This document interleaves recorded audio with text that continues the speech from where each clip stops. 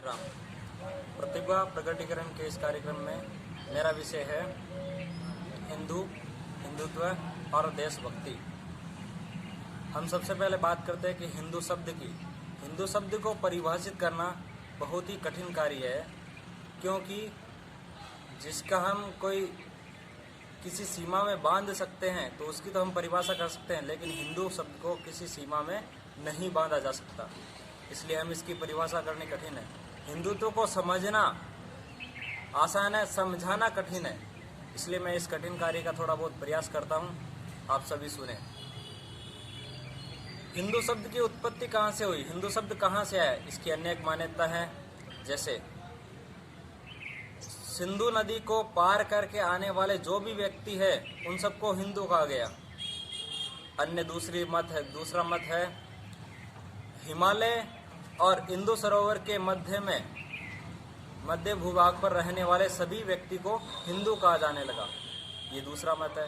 और अब संविधान जब अपना भारत का संविधान बना उस समय हिंदू की परिभाषा इस प्रकार निकली, उन्होंने अनेक मंथन किया तो फिर उनकी हिंदू की परिभाषा इस प्रकार उन्होंने निकाली कि जो मुस्लिम नहीं है, जो ईसाई नहीं है,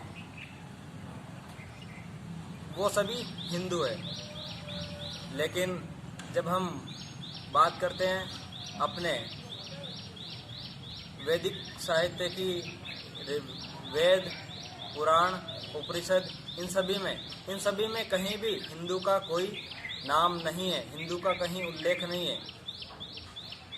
उसमें उल्लेख है तो शैव संप्रदाय, वैष्णव संप्रदाय, बौद्ध, जैन, श्वेतांबर, दिगंबर, इस प्रकार से सभी जो मत अपने जो संप्रदाय हैं उन सभी का उल्लेख है, लेकिन हिंदू शब्द का कहीं उल्लेख नहीं है। अब बात आती है अपने 8वीं 9वीं शताब्दी के बाद की, तो उस समय इस भूभाग पर, इस भारत पर, अखंड भारत पर अनेक आक्रमण हुए। उन सभी में से एक अलग आक्रमण था, वो था मुस्लिम संप्रदाय का, मुस्लिम आक्रांताओं का आक्रमण।